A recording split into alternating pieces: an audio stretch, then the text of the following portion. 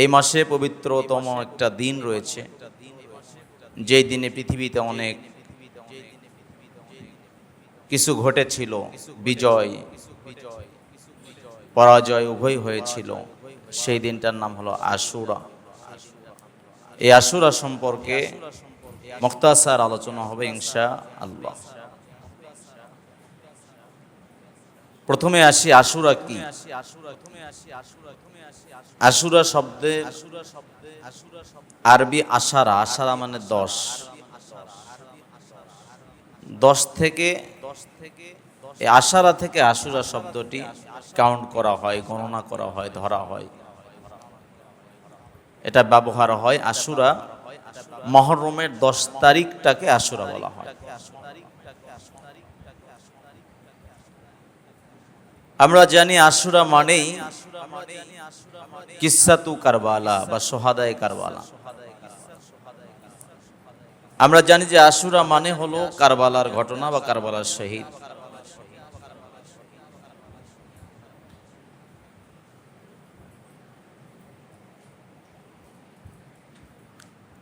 এটা আমাদের জানার বিষয়, যেমন পুরাটা ভুল নয়, আবার শতভাগ সঠিকও নয়। আশুরা মানেই কারবালা এটা নয়, বা কারবালা মানেই আশুরা এটা নয়। কারবালার কারণে আশুরা সমাদৃত হয়েছে বা আশুরা পরিচিতি লাভ করেছে সেইটা নয়, বরং আশুরা আল্লাহ রসুল সাল্লাল্লাহু আলাইহি ওয়াসাল্লামের সময় থেকেই পালন করা হতো বলে সুবহানাল্লাহ। শুধু আল্লাহ রসুল সাল্লাল্লাহু আলাইহি ওয়াসাল্লাম নয়, বনী ইসরাইলের পয়গম্বর হযরত মূসা কালিমুল্লাহ, আল্লাহ পাক তাকে যখন মুক্ত করলেন, সমুদ্র পার করলেন, নীল দরিয়া পার করলেন। সমুদ্র বললাম, নীল দরিয়া বললাম এই কারণে, আপনারা রিসার্চ করে দেখবেন নীল দরিয়াতে তো মুসা আলাইহিস সালাম মুক্ত পায় নাই, আর ফেরাউনও ডুবে নাই। আর এই জন্য সমুদ্র বললাম, লোহিত সাগরও বললাম, নীল দরিয়া বললাম। তাফসীরের মধ্যে দুটার বর্ণনা এসেছে। এখন যেটা প্রণিধানযোগ্য, যেটা মনে হয় সেটাই আপনারা ব্যবহার করতে পারেন। তো মুসা আলাইহিস সালাতু ওয়াস সালামকে আল্লাহ পাক রব্বুল আলামিন ফেরাউন এবং তার দলবল থেকে হেফাজত করলেন। পক্ষান্তরে ফেরাউন এবং তার দলবল পানিতে ডুবে নিমজ্জিত হয়ে তারা সবাই ধ্বংস হয়ে গেল, মারা গেল। শুকরিয়া স্বরূপ আল্লাহ পাকের পয়গম্বর মুসা আলাইহিস সালাতু ওয়াস সালাম এই আশুরায় 10ই মুহররম এই দিনটা ঘটেছিল, ওই আল্লাহ পাক মুক্তি করেছিলেন, তাকে মুক্তি দান করেছিলেন, এজন্য তিনি রোজা রেখেছিলেন। রাসূল সাল্লাল্লাহু আলাইহি ওয়াসাল্লামের সময় থেকেই আশুরার দিনটাকে পালন করা হতো। এমন নয় যে কারবালা ঘটেছে তারপরে আশুরা নতুন করে পালন করা হচ্ছে, এমনটা নয়।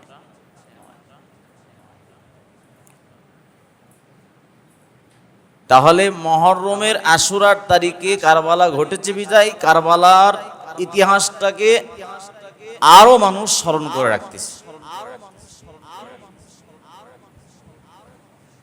কারবালার কারণে আশুরা স্মরণ করছে সেটা নয়।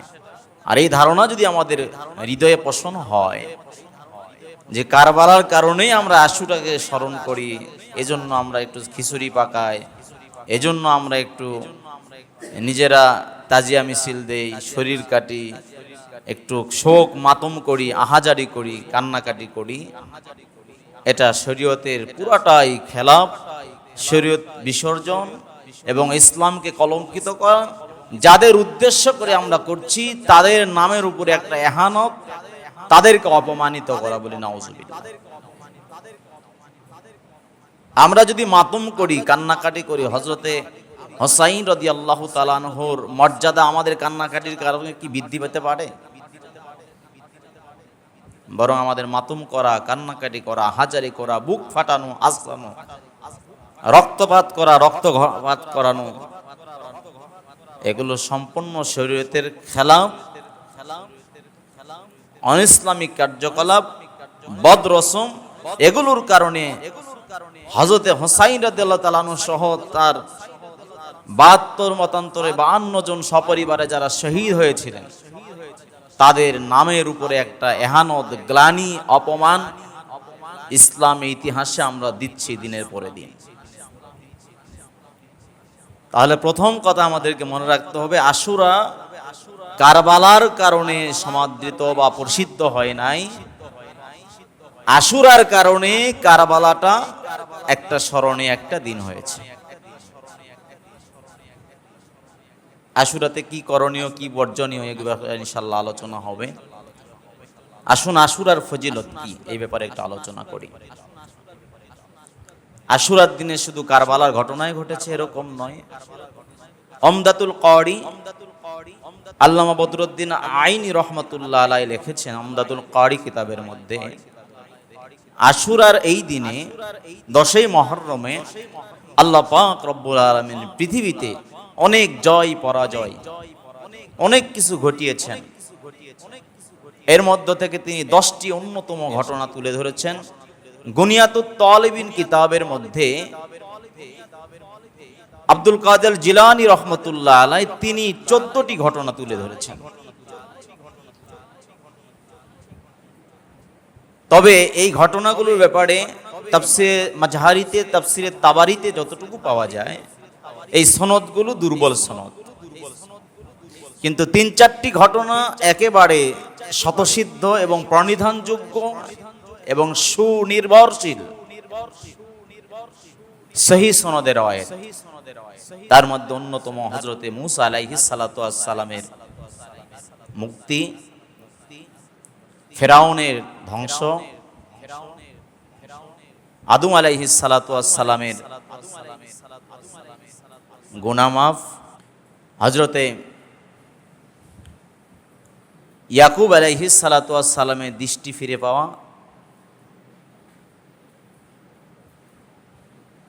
হযরত হুসাইন রাদিয়াল্লাহু তাআলা আনহু এবং তার সহপরিবারে শহীদ হয়ে যাওয়া, এই 10 তারিখে বেশ কয়েকটি ঘটনা ঘটেছে। আল্লাহ চাহে তো সংক্ষিপ্তভাবে এগুলো আলোচনা হবে ইনশাআল্লাহ। আল্লাহর বান্দারা, আল্লাহ পাক রব্বুল আলামিন এই আশুরাটাকে আমাদের জন্য বর্তমানে যে আমলটা করি, আশুরার যে আমলটা আমাদের কাছে বিরাজমান, যেটা স্থিতি এখন আছে, এই আমলটা ফরজ আমল নয়। এই আমলটা ফরজ আমল নয়, এই আমলটা হলো মুস্তাহাব আমল, নফল আমল, যেটা আমরা করতে পারি। এখন আসুন কোথা থেকে কিভাবে বলবো। হযরত আব্দুল্লাহ ইবনে আব্বাস রাদিয়াল্লাহু তাআলা আনহু থেকে বর্ণিত, তিনি বলেন, ইন্না রাসূলুল্লাহি সাল্লাল্লাহু আলাইহি ওয়াসাল্লাম কদিমাল মাদিনাতা ফাওয়াজাদাল ইয়াহুদা সিয়ামান ইয়াওমা আশুরা فقال لهم رسول الله صلى الله عليه وسلم ما هذا اليوم الذي تصومونه فقالوا هذا يوم عظيم أنجى الله فيه موسى وقومه وغرق فرعون وقومه فصامه موسى شكرا فنحن نصوم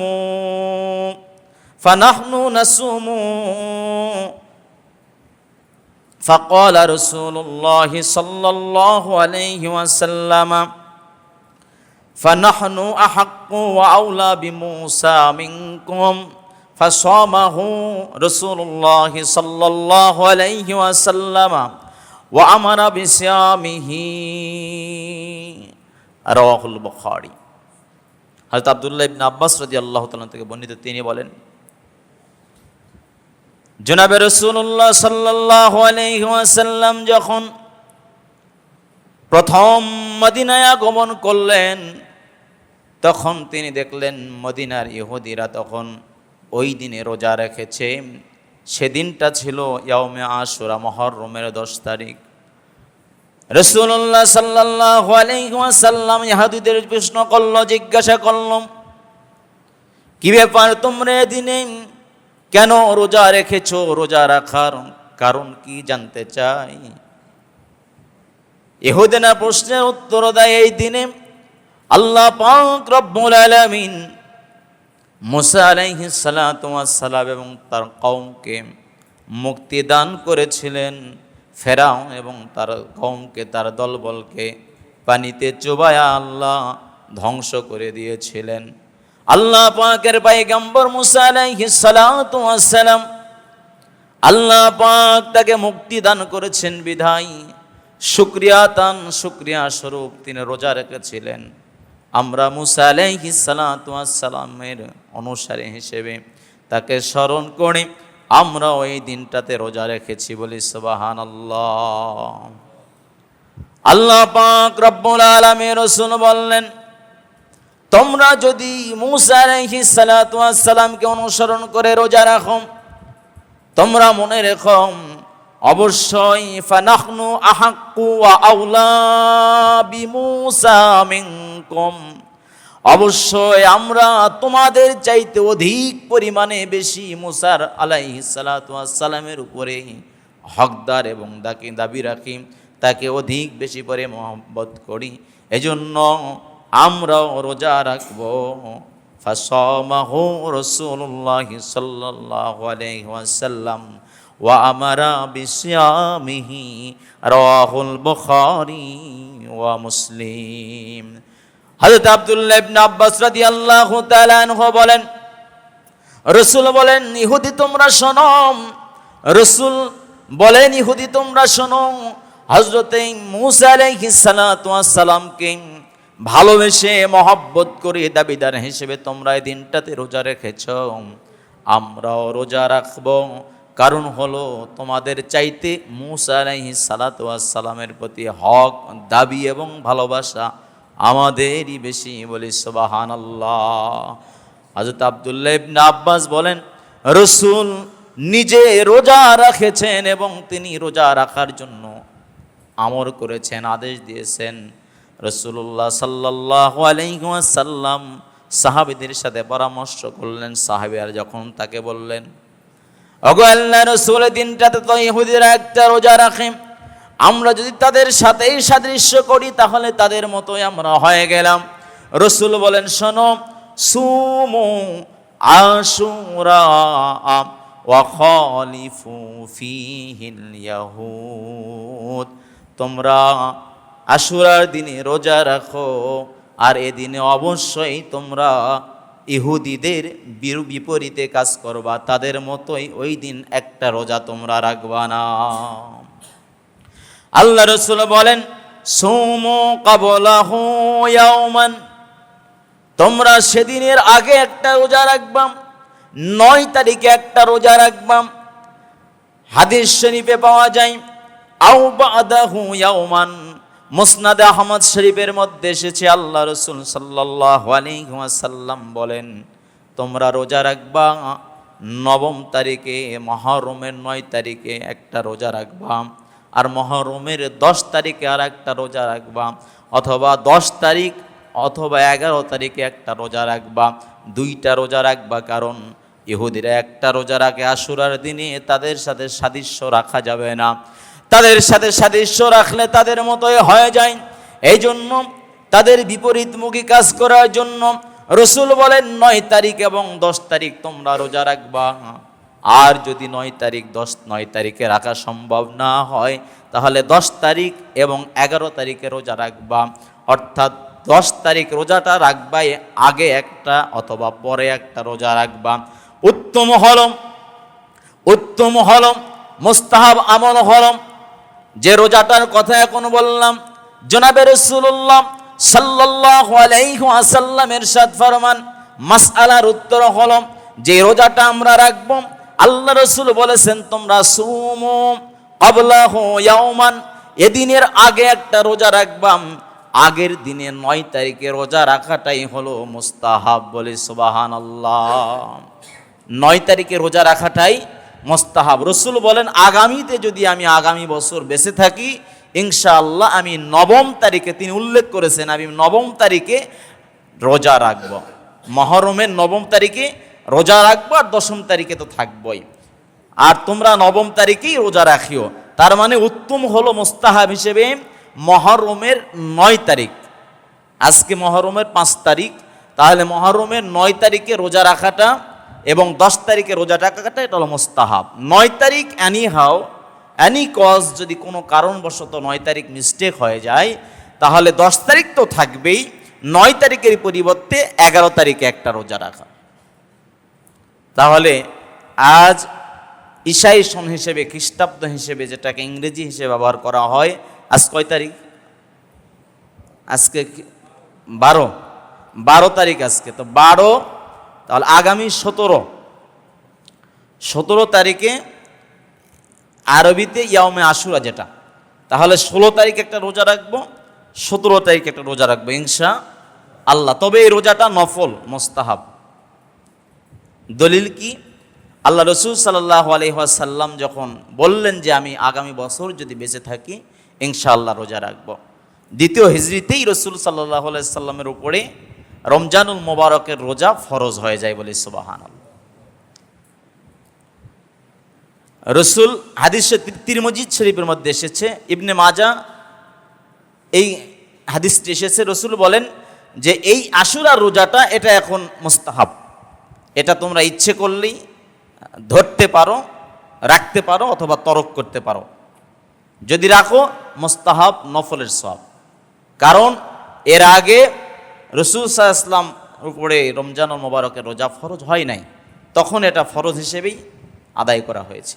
যখন রমজানুল মোবারক ফরজ হয়ে গিয়েছে, রোজা ফরজ হয়েছে, তখন এই আশুরার রোজাটা নফল। শুধু আশুরা নয়, যত রোজা আছে সমস্ত রোজাগুলো কি নফল রোজা। এখন আমরা মুস্তাহাব আমল হিসেবে এই রোজাটা আদায় করতে পারি। যদি কেউ একটাও রাখে মাকরু হয়ে যাবে, তার সওয়াব হবে না তেমন না, সওয়াব হবে, সব কম হবে। তবে একটা রাখলেও সওয়াব হবে, 2টা রাখলে মুস্তাহাব পরিপূর্ণ, আলহামদুলিল্লাহ। এজন্য মাকরুর কথাটাও বললাম না, একটা রাখলে কম সওয়াব, মানে একটা সওয়াব, 2টা রাখলে ডাবল সওয়াব, তাহলে সুন্নত মুস্তাহাবটা আদায় হয়ে গেল, আলহামদুলিল্লাহ। এজন্য চেষ্টা করব 9 তারিখ এবং 10 তারিখ আশুরা উপলক্ষে, 9 অর্থাৎ ইয়াউমে তাসে, 9 মহরম, ওয়া ইয়াউমে আশুরা 10 মহরম, এই 2টা দিন রোজা রাখার চেষ্টা করব, ইনশাআল্লাহ পাওয়া যাবেন ইনশাআল্লাহ। যদি মিস্টেক হয় ইয়াউমে আশুরা ওয়া ইয়াউমে আহাদ আশার, যদি মিস্টেক হয় তাহলে 10ম অথবা 11তম, 10ম এবং 11তম, অথবা নাই 10ম এবং 11তম, এই 2টা দিন আমরা রোজা রাখবো ইনশাআল্লাহ। তাহলে আশুরা উপলক্ষে প্রথম কাজটা কি পেলাম? রোজা রাখা। কয়টা রোজা? 2টা রোজা। এই রোজার ফজিলত কি আপনাদেরকে বলছি।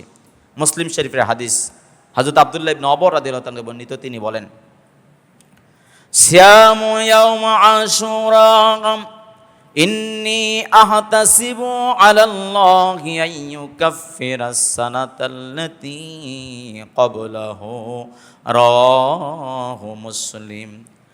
জনাবে রাসূলুল্লাহ সাল্লাল্লাহু আলাইহি ওয়াসাল্লাম ইরশাদ ফরমান,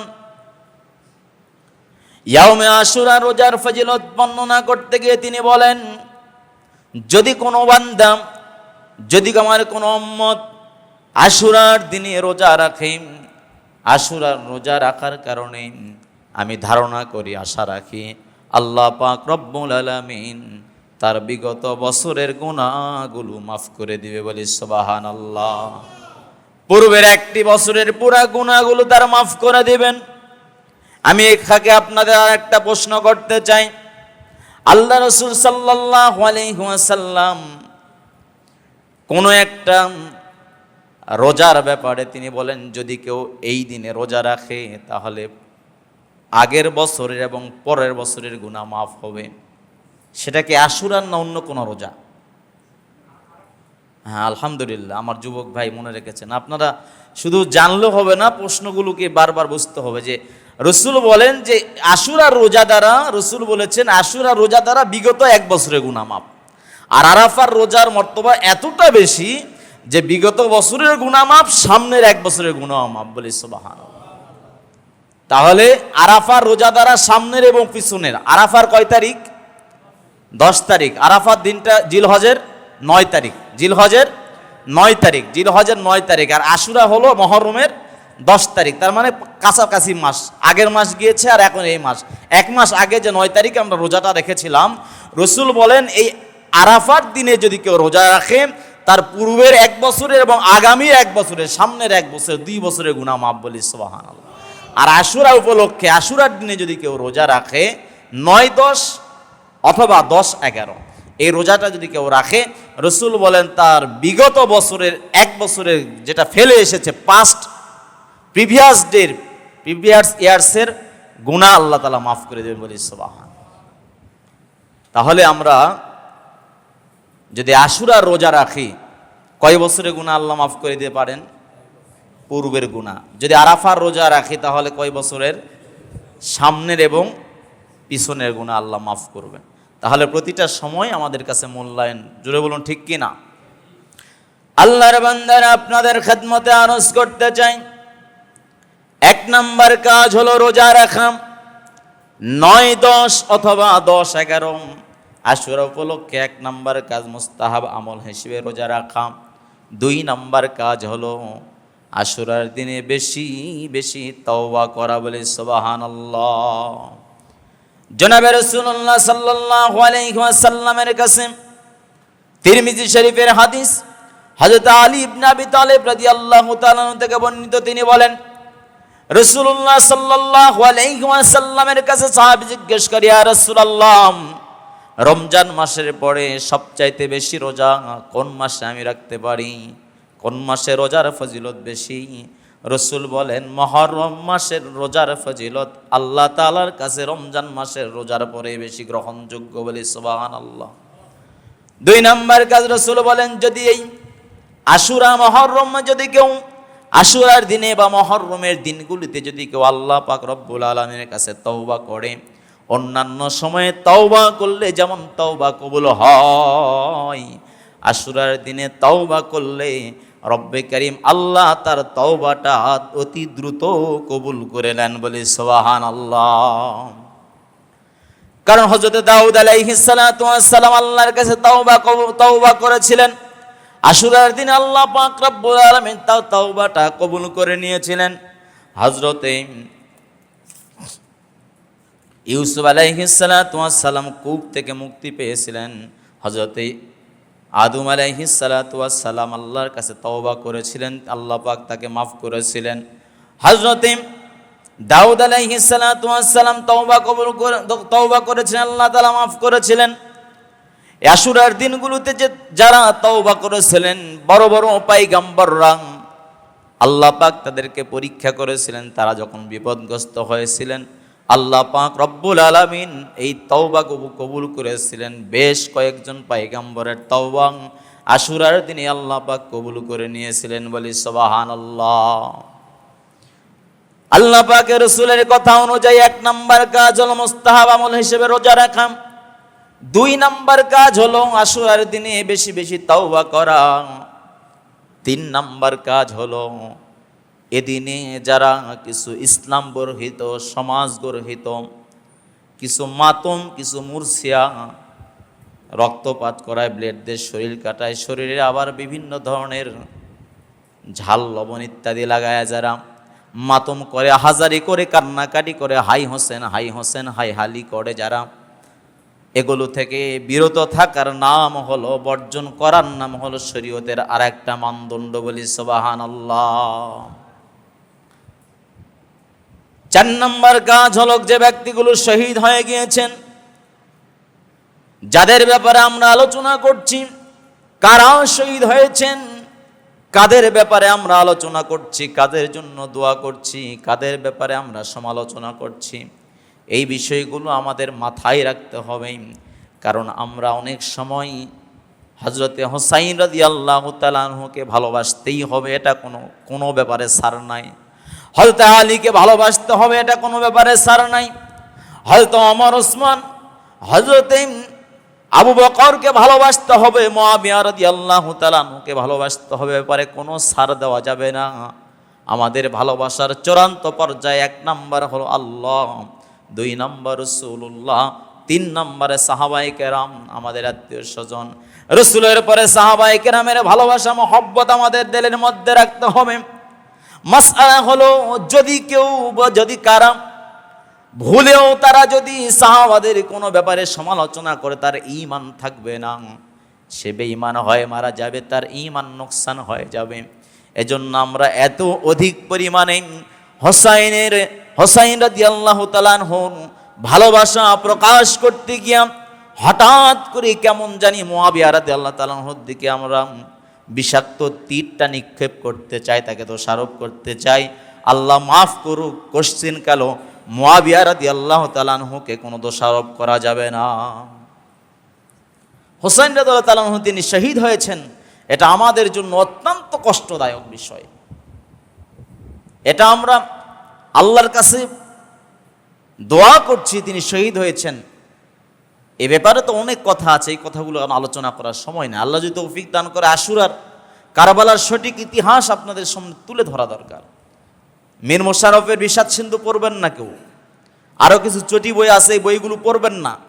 এই বইগুলোতে রং ঢং মিশায়া কিছু মিশ্রণ করে এগুলোকে আর সাদে গল্প, রূপকথার গল্প বানিয়ে হোসাইন রাদিয়াল্লাহু তাআলা আনহুর মান সম্মান বৃদ্ধির বদলে তার প্রতি আমাদের এহানত সৃষ্টির একটা ব্যবস্থা করা হয়েছে। তারা বুঝে করুক আর না বুঝে করুক, তারা না বুঝেই করেছে। মীর মোশাররফ হোসেন যেহেতু মুসলমান একজন, তিনি লিখেছেন গল্প হিসেবে, তার একটা উপন্যাস হিসেবে তিনি একটা কারবালার ঘটনা, তিনি একটা কথা লিখে গিয়েছেন, বিষাদ সিন্ধু লিখে গিয়েছেন।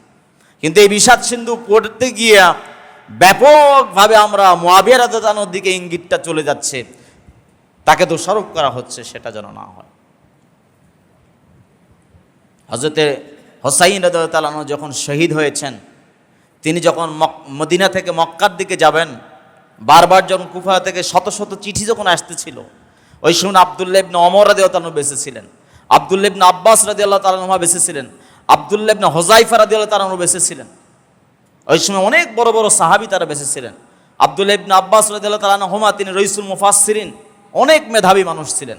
আব্দুল্লাহ ইবনে ওমর রাদিয়াল্লাহু তাআলা তিনি রাইসুল মুহাদ্দিসিন, অনেক বড় ইলমিওয়ালা মানুষ ছিলেন, অনেক বড় আমলওয়ালা মানুষ ছিলেন।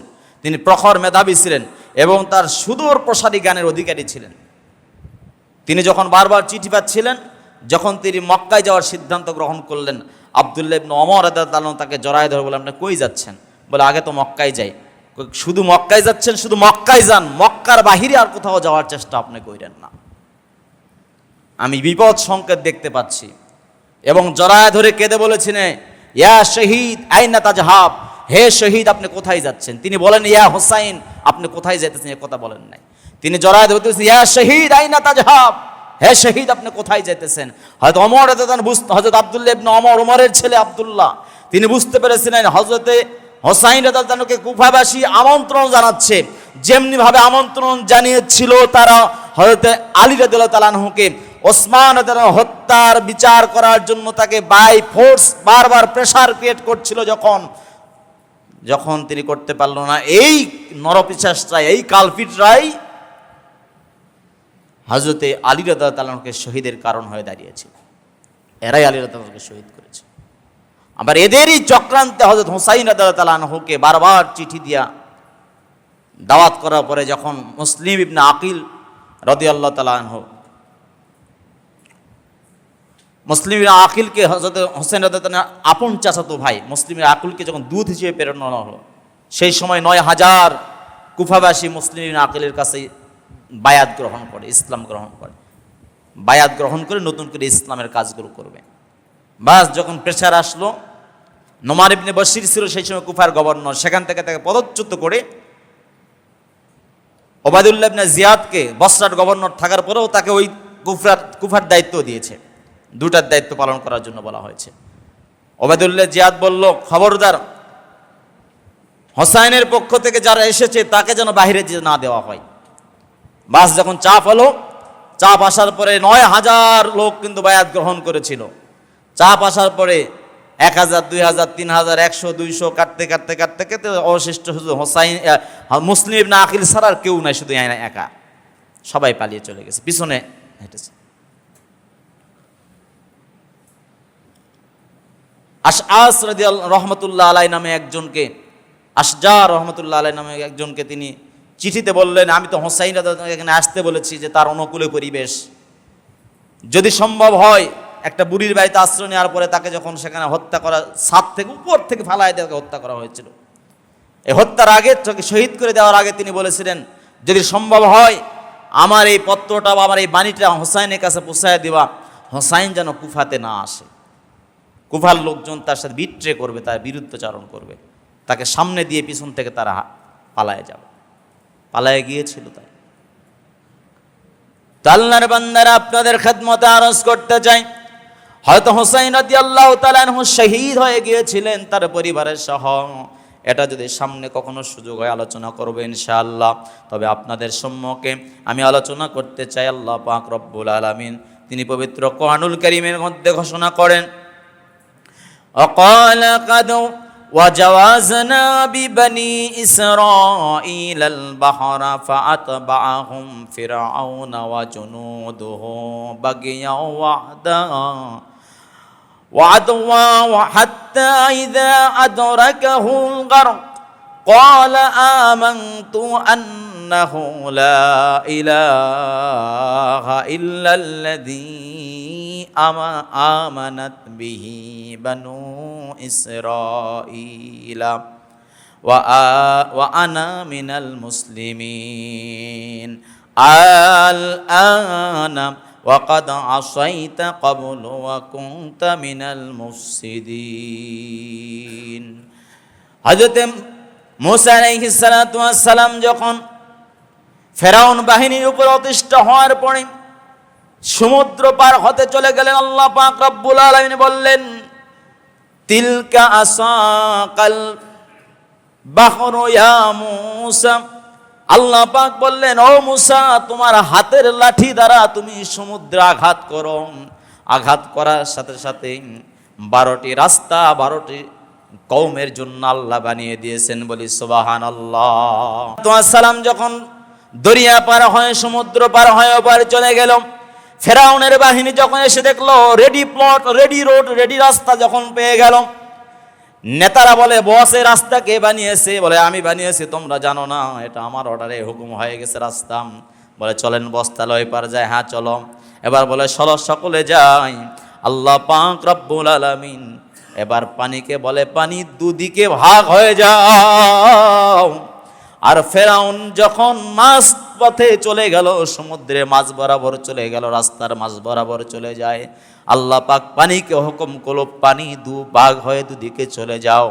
আর ওখান থেকে সূর্যের আলো আকাশ থেকে সরাসরি ওই দিনই পৃথিবীর জমিন ভেদ করে আসমানের পানির নিচে সূর্যের আলো ওই দিনই পৌঁছেছিল, বলি সুবহানাল্লাহ। আর জমিনের পানিগুলো সমুদ্রের পানি দুভাগ হয়ে গিয়েছিল, আর সমুদ্রের তলদেশে ফেরাউন এবং তার দলবল ধ্বংস হয়ে গিয়েছিল। আর যখন ধ্বংস হয়ে যাইতেছে তখন বলতেছিল, ও আল্লাহ, ও মুসার আল্লাহ, ও হারুনের আল্লাহ, আমরা তোমার উপর ঈমান আনছি, ও আনা মিনাল মুসলিমিন, আমিও মুসলমান হয়ে গেছি। আল্লাহ বলে, আলান, এখন ওয়াকাদ আসাইতা ক্বাবলা ওয়া কুনতা মিনাল মুফসিদিন, তোমরা তো পথভ্রষ্ট, তোমরা তো অহংকারী, তোমরা অস্বীকারী, কখনো আল্লাহ পাক তোকে হেদায়েত এই মুহূর্তে আর দিবেন, আগের সময় ছিল আদায় করস নাই। এই শুকরিয়া স্বরূপ আল্লাহ পাক হযরত মূসা আলাইহিস সালাতু ওয়াস সালামকে মুক্ত করেছেন শুকরিয়াতান। মূসা আলাইহিস সালাতু ওয়াস সালাম রোজা রেখেছিলেন। হযরত নূহ আলাইহিস সালাতু ওয়াস সালাম 900 বছর দাওয়াত দেওয়ার পরে কিছু সংখ্যক মানুষ যখন দ্বীনের দাওয়াত গ্রহণ করেছিলেন, জোড়ায় জোড়ায় 40 জোড়া বা 80 জোড়া বা আর কিছু কম বেশি বা 70 জোড়া, 35 জোড়া, 70 বা 72টি প্রাণী, এরকম জোড়ায় যখন আল্লাহ পাক বলেন, একটা সাফিনা, একটা নৌকা তৈরি করো যেখানে তোমরা আরোহণ করো। জোড়ায় জোড়ায় নেওয়ার পরে যখন আরোহণের কথা বলা হয়েছে, আরোহণের শিকার যখন তার নিজের ছেলে কেনান অস্বীকার করলো, হযরতে মূসা আলাইহিস সালাতু ওয়াস সালামের পরে নূহ আলাইহিস সালাতু ওয়াস সালামকে যখন আল্লাহ পাক পরীক্ষা করলেন, আল্লাহ পাক রব্বুল আলামিনের কাছে হযরত নূহ দাবি করে, আল্লাহ আমার ছেলে কেনান একটু কোনো কিছু করা যায়টাই কিনা। বলে যদি দাবি করো তোমার ছেলে কেনান তাহলে তোমার নবুয়তি কাট অফ হয়ে যাবে। তো এই যখন নবুয়তি কাট অফ হয়ে যায় যখন বলা হয়, তোমার আল্লাহ ঠিক আছে আর দরকার নেই, তোমার যা ইচ্ছা তাই করো। আল্লাহ পাক বলেন ওয়াকিলা ইয়া আরদুবলি মা আকি ওয়া ইয়া সামাউ আকলিজি ওয়াগিদাল মাউ ওয়া কুদিয়াল আমরু ওয়াস্তাওয়াত আলাল জুদিগি ওয়াকিলা বুগদাল লিল কওমিজ জালিমিন। আল্লাহ পাক বলেন পানিকে বলা হলো পানি তুমি স্থির হয়ে যাও। এরপরে আল্লাহ পাক রব্বুল আলামিন নূহ আলাইহিস সালাতু ওয়াস সালামের যদি এই নৌকাটাকে যদি পাহাড়ে ফিরালেন এবং যারা অত্যাচারী কওম ছিল এই কওমকে আল্লাহ ধ্বংস করলেন। এভাবে হযরতে ইয়াকুব আলাইহিস সালাম এই দিনে তার চোখের জ্যোতি ফিরে পেলেন। হযরত ইউসুফ আলাইহিস সালাতু ওয়াস সালাম কুফ থেকে মুক্তি পেলেন। হযরত আদম আলাইহিস সালাতু ওয়াস সালামের তওবা এই দিনে কবুল হয়েছিল। হযরত দাউদ আলাইহিস সালাতু ওয়াস সালামের তওবা এই দিনে কবুল হয়েছিল। ইব্রাহিম আলাইহিস সালাতু ওয়াস সালাম এই দিনে নমরুদের আগুন থেকে আল্লাহ তাআলা তাকে হেফাজত করেছেন। সালামান কাওলাম মির রব্বির রহিম। আল্লাহ পাক এই দিন তাকে আগুনটাকে তার জন্য শান্তিদায়ক বানিয়েছিলেন। এই দিনে আল্লাহ পাক রব্বুল আলামিন হযরতে হুসাইন রাদিয়াল্লাহু তাআলা আনহুকে শহীদের মর্তবা দান করেছিলেন। তারা পরিবারের সকলে শহীদ হয়ে গিয়েছিলেন। এবং এদিনে আল্লাহ পাক রব্বুল আলামিন রাসূলুল্লাহ সাল্লাল্লাহু আলাইহি ওয়াসাল্লামকে তার কাছে ডেকে নিয়েছিলেন, করিব করেছিলেন, রফিকে আলা তার দরবারে নিয়েছিলেন, তাকে শান মান মর্যাদা তার বৃদ্ধি করে দিয়েছিলেন। বলি সুবহানাল্লাহ। আল্লাহ পাক রব্বুল আলামিন আশুরার দিনে আল্লাহ পাক আমাদেরকে দুটা আমল বেশি বেশি করে, মুস্তাহাব আমল এবং ফরজ তওবা, যেটা সবসময় করা ফরজ আমাদের জন্য, এই তওবা আমাদের করার তৌফিক দান করুন। আমিন। ওয়া আখিরি দাওয়ানা আনিল হামদুলিল্লাহি রাব্বিল আলামিন।